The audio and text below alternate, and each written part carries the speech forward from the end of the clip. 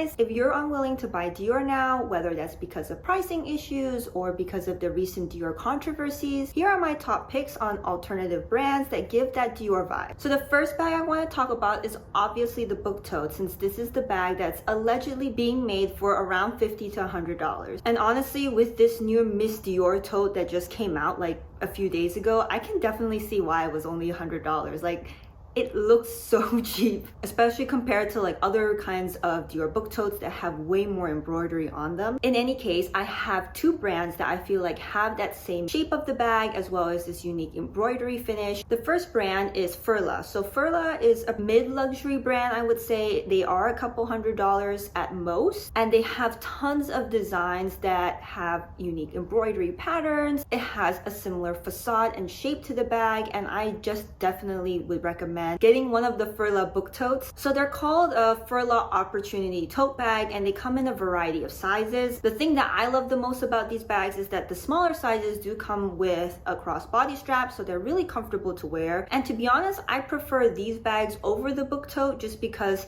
in the book tote, I personally don't like the Christian Dior brand logo being slapped right in the middle. I kind of find it a little bit tacky, and it kind of breaks up the design, which would otherwise be extremely beautiful. I especially don't like those bags where you have such a beautiful pattern in a very light and pastel color, and the wording is like in a dark black Christian Dior. So they do have ones with a lot of floral patterns, and there's one that also has like a similar monogram feel. So I would definitely check out Furla if you're interested in having something that's similar to the book tote. Now, the second brand that I want to mention that also has a similar version of this Dior book tote is Maison de Fleur. Now, Maison de Fleur is a little bit more difficult to get if you're outside of Japan, but this is a Japanese local brand, and I love this brand. Like, I definitely find it to be extremely unique, very feminine, lots of florals, bows. It totally fits in this soft girl, coquette girl vibe that's going around lately. I found out about this brand just going to Japan itself and seeing so many girls wear it. There's this one that I currently love a lot. It comes in both, I think, a small and medium size. It's just this beautiful floral toile de J equivalent, and it just looks so feminine and so elegant, and it's, I think, less than $100. So if you're looking for something that's even cheaper than, let's say, a Furla, which is still maybe a few $100s, this one would be a great alternative. And Maison de Fleur is just a great brand in general. I've bought a travel bag from them as well, and it's just so cute and yet so functional. So I think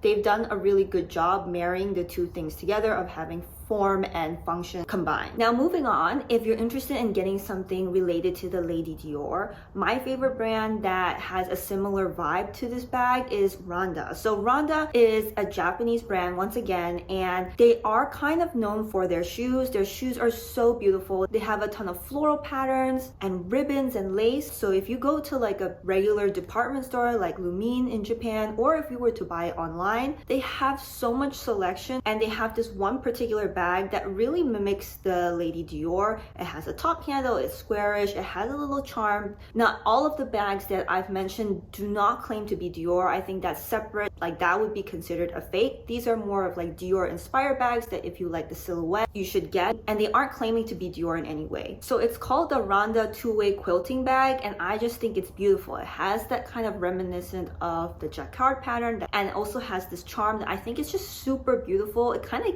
gives a Loewe vibe, and I actually prefer the strap that it comes with because I just find it a little bit more elegant. I'm always never really sure about why the Lady Dior in the small size was given a thick strap. I just find it to be kind of contradictory because the bag itself is just so feminine and elegant, and the thick strap gives a more casual vibe. So it just never really made that much sense to me. And they come in a bunch of colors. I will have to say, when it comes to Japanese brands, perhaps because of their target audience, the colors are not as vibrant as you might see in current Lady Dior options. I know right now they're really focused on really bright and saturated colors. I definitely think if you're looking for soft colors, like an equivalent of the cloud blue or taupe, they definitely have lots of those kinds. And overall, I just find this brand to be really underlooked. I also love that they have other kinds of bags as well. They do have like a phone case that is very reminiscent to a Dior phone case bag. And all of these bags are, I think, less than $100. So once again, very affordable. Not Target affordable, but very much maybe a Lululemon kind of bag price, which to be honest, I feel like you're getting a little bit more than a Lululemon bag, which just tends to be like this size versus something that's a little bit more substantial. Going on to another iconic bag that Dior has, which is the saddle. Now, I definitely feel like the saddle gives very edgy vibes, and I do have two brands that I feel like are very comparable to the saddle silhouette and vibe. So the first brand is Sunday Staples. Now, Sunday Staples, I believe, is a Singapore brand, and I definitely feel like they have a saddle bag if it was practical. So the saddle bag itself can't really fit much, especially if you go below the small size. And even the small size itself, I believe, is really a stretch. So I definitely feel like when it comes to getting it in the actual boutique, the medium size is probably the size you need to get if even going to be close to being practical. Whereas if you go to the Sunday Staples bag, it doesn't lose as much space because the bag form is not as wavy. In fact, you see the waviness more through the flap rather than the total silhouette of the bag, and I think that allows it to become more practical when you're using it day to day. So I definitely find this bag to be like the practical version of the saddle.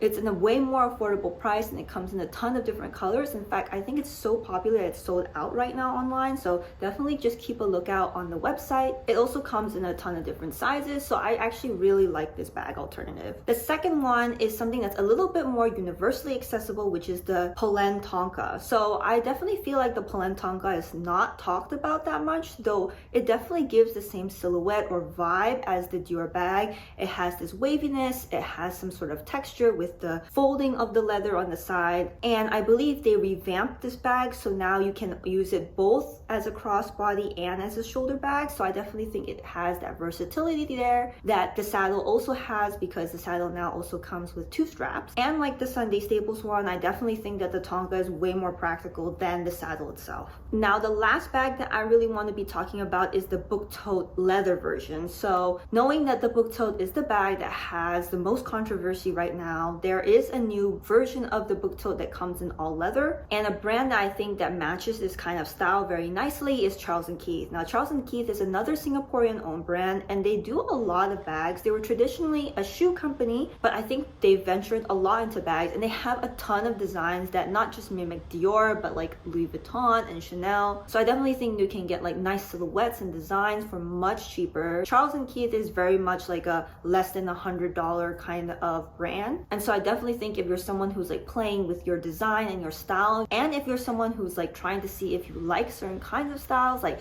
if you like a vanity bag, or if you like a tote, or if you like a crossbody, Charles & Keith is definitely worth exploring because it can offer a wide variety of different kinds of bags for a much more affordable price compared to these luxury brands. But the bag that I'm referring to is this one, and it looks very similar to the leather Book Tote. It has the same quilting design that is quite large compared to perhaps a Lady Dior that has more intricate canage patterns, and I just find it generally to be more practical. When it comes to a tote, I almost feel like a tote shouldn't be in leather because you're tossing it around. You're probably going to be using it in different kinds of weather where you might subject it to rain or extreme heat, because that's kind of what you use a tote for. Now, I do know that there are people who enjoy using totes in full leather, but to be honest, like how I use it in my day-to-day, and the fact that leather itself is often very heavy and you're carrying a lot to begin with in a tote, kind of deters me from buying a full leather tote at Dior or anywhere else, to be honest. And so I think that the Charles & Keith version might be a good alternative because it's not leather, but it gives off that vibe without having to sacrifice on perhaps weight or the ability to go out in all kinds of weather. So yeah, that's my short list of my best Dior bag alternatives. If you like this video, please give it a thumbs up, and I hope you subscribe, and please comment down below if you have other Dior bag alternatives that you love. Thanks for watching. I hope to see you in my next video. Bye!